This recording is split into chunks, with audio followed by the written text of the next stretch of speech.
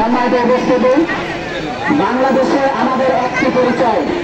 আপনারা যারা শুনছেন, আমরা যারা বলছি, জামাত ইসলামের পক্ষ থেকে সারা বাংলাদেশে আমাদের আমির জামাত ঘোষণা দিয়েছেন, আমাদের পরিচয় একটি, সেটা হলো আমরা মানুষ এবং আমরা এই দেশের নাগরিক।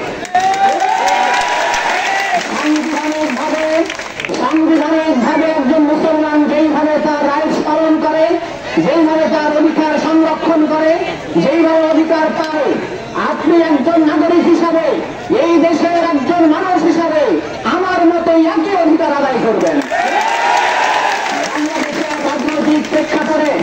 বাংলাদেশের রাজনৈতিক প্রেক্ষাপটে যখন প্রেক্ষাপট চেঞ্জ হয়, পরিবেশ পরিস্থিতি পরিবর্তন হয়, তখন অনেক প্রকার সন্ত্রাসী থার্ড পার্টি এটাকে সুযোগ নেওয়ার জন্য ওত পেতে থাকে।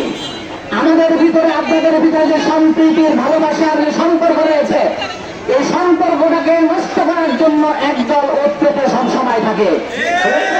আমরা 5 তারিখ দেশের পরিস্থিতি চেঞ্জ হওয়ার পরে 5 তারিখ আমি সহ আমাদের জেলা নেতৃবৃন্দ সহ আমরা মন্দিরে মন্দিরে গিয়েছি এবং আমরা বলেছি, যে আসুক না কেন, যে কোনো দুষ্কৃতিকারী সন্ত্রাসীদেরকে আমরা একসাথে দমন করবো ইনশাআল্লাহ।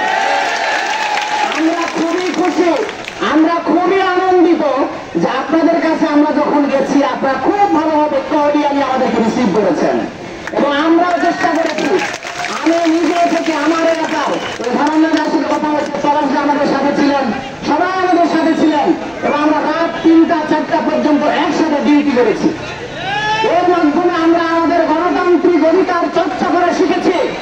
এর মাধ্যমে আমরা আমাদের নিজেদের অধিকার আদায় করার জন্য প্রস্তুত হয়েছি। গত দিন আমরা ছিলাম আপনাদের সাথে, আজকেও আছি। কোন ধর্ম, কোন দল, কোন নীতির পার্থক্য নয়। আমরা সবাই দেশের নাগরিক, সবাই এদেশের নাগরিক, সবাই মানুষ।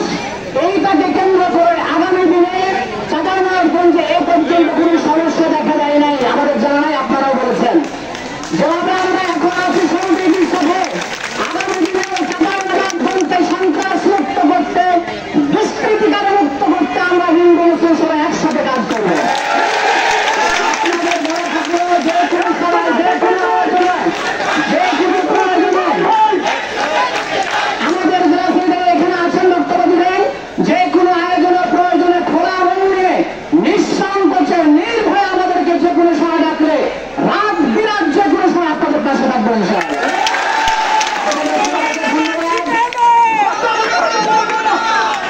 আগামী দিনে একসাথে দেশ গড়ার কাজে, শান্তিপূর্ণ একটি সুখময় সমাজ এবং দেশ গড়ার কাজে চাঁপাইনবাবগঞ্জকে আমরা আইকন হিসাবে সারা দেশকে দেখাতে চাই।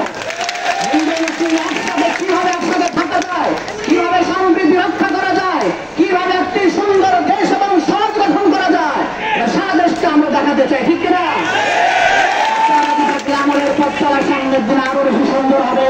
সবাইকে ধন্যবাদ।